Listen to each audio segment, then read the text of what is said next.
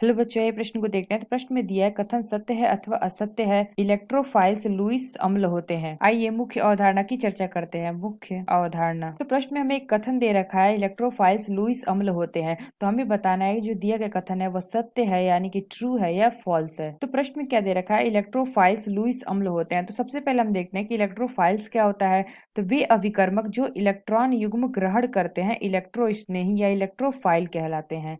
यानी कि क्या करते हैं ये इलेक्ट्रोफाइल्स हमारे, क्या होते हैं, ये ऐसे अभिकर्मक होते हैं जो इलेक्ट्रॉन युग्म ग्रहण करते हैं। तो ये हमारे क्या कहलाते हैं, ये हमारे कहलाते हैं इलेक्ट्रोफाइल। तो जो हमारा इलेक्ट्रोफाइल अभिकर्मक होता है लुईस अम्ल कहलाते हैं। तो जो हमारे इलेक्ट्रोफाइल होते हैं इलेक्ट्रोफाइल्स अभिकर्मक लुईस अम्ल कहलाते, इन्हें ई प्लस से प्रदर्शित किया जाता है। तो हमने क्या देखा, इलेक्ट्रोफाइल्स क्या होते हैं, वे अभिकर्मक जो इलेक्ट्रॉन युग्म ग्रहण करते हैं। तो इलेक्ट्रोफाइल अभिकर्मक लुईस अम्ल कहलाते हैं, इन्हें हम ई से प्रदर्शित करते हैं। तो ये हो क्या होते हैं, ई प्लस से प्रदर्शित करते हैं। अगर हम इसके एग्जाम्पल देखें तो ये हमारा क्या हो जाता है, एच प्लस यानी कि धन आवेश, NO प्लस, R प्लस। तो ये सारे हमें क्या है, एग्जाम्पल है इलेक्ट्रोफाइल्स के। तो जो हमारे इलेक्ट्रोफाइल्स होते हैं वो इलेक्ट्रॉन युग्म ग्रहण करते हैं और अपने अष्टक को पूरा करते हैं। तो हमें प्रश्न में क्या दे रखा था, इलेक्ट्रोफाइल्स लुईस अम्ल होते हैं। तो यहाँ पे हमने क्या देखा, जो इलेक्ट्रोफाइल अभिकर्मक होते हैं वह लुईस अम्ल कहलाते हैं।